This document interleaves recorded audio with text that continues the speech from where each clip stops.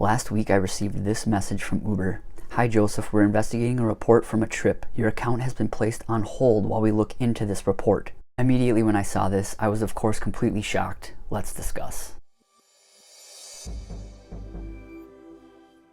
So I received the message middle of the day just before 1 last Thursday. Again, it said we're investigating a report from a trip. Your account has been placed on hold while we look into this report.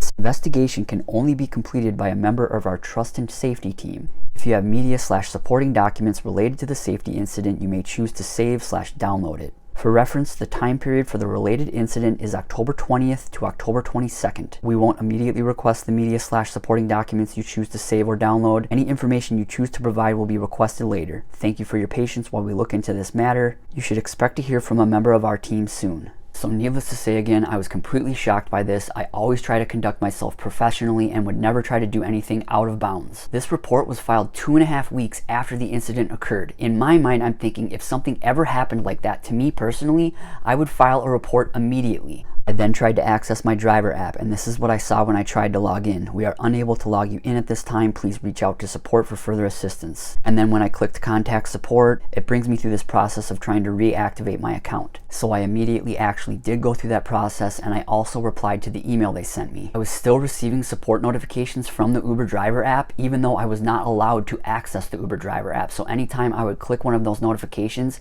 it would bring me to the driver app, and then I would once again see that my account had been locked. So I had no way to access those messages within the Uber driver app. So again, I had no way to access the Uber driver app, so I was only replying to emails. I did receive email responses probably within 15 minutes after sending those emails, and I kept sending them responses just saying, what is going on here? I need some more information. And the responses were just that the trust and safety team needed to investigate the incident and that they would get back to me as soon as they could. Now also, my wife and I were scheduled to fly out the next day for a wedding, and I had scheduled an Uber ride to the airport. And when I tried to access my passenger account, that account was locked as well. So they locked my entire account, both my driver account and my passenger account. A few hours later, I received this message. They introduced themselves and they said they were from Uber's trust and safety team. They said they would be calling me later today to discuss a safety report that they received. I immediately replied to the email and let them know that I would be available for a call anytime they called. I'd say I received a call about 45 minutes later. The trust and safety team member talked with me and asked me a bunch of questions. They asked me about the date in question. It was 2 weeks ago. It was October 22nd. I don't remember what happened 2 weeks ago, and nothing came to mind. He asked if there was an issue with any of the passengers. I told him absolutely not. I then told him that I have a dash cam, I checked the footage, and I only had about 20 hours worth of footage, but I had driven about 40 hours since the incident supposedly occurred. He told me that I was reported by a passenger for touching their leg in a sexual manner. And then he proceeded to ask me like 4 questions. Have I ever made sexual advances to a passenger? Have I ever touched a passenger in a sexual manner? There were a couple more questions that I don't remember, but of course I answered every single one of them with never. I would never do this. I did ask him, this incident happened 2 weeks ago. Why is it only being reported now? Why wouldn't that passenger immediately report that? I asked him, could they have got me mixed up with another driver? But he told me, and I asked him, I said, you're speaking with me on the phone. Did you speak with the passenger on the phone? And he told me they did speak on the phone. Again, it was reported 2 weeks after the fact. I asked him, is there a limit to when these reports can be made? And he told me that he has seen reports that have been filed 6 months after a ride happened. I am absolutely supportive of hearing out passengers that have experienced incidents like these, but I feel like these incidents should be reported immediately, at least within the week of an incident occurring. Again, I told him about my dash cam. I said I looked at the footage, but it's too far back. I didn't have that footage. He actually recommended to me to keep a month's worth of footage if I could going forward. So at the end of the call, he told me that this was the current report that he was looking into. He wasn't working on anything